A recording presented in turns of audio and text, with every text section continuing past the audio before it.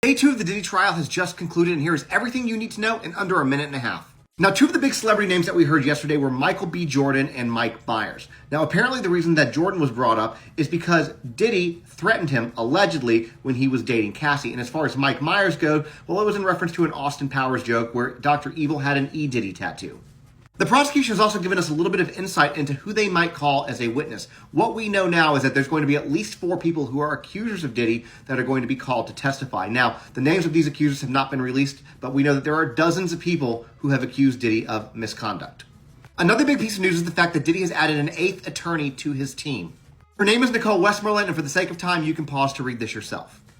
Speaking of attorneys, celebrity attorney Mark Garagos, who has unofficially been a part of Diddy's team, he's been offering strategic advice, been an advisor. He was essentially told today that either join the team in an official capacity or stop strategizing and stop giving them advice.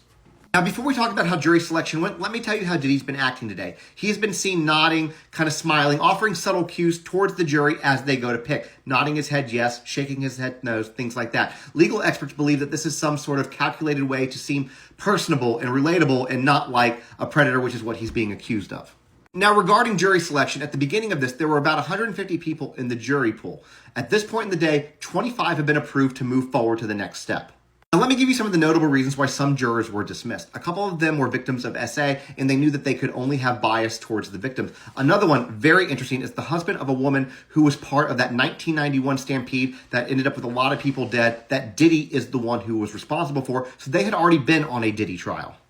Another one worked in the publishing house where the Al B. Shore memoir is going to be coming out, so that was a conflict of interest. There was another woman who said that her Catholic guilt would not let her do it. Another woman who said that she couldn't even mention really the word sex.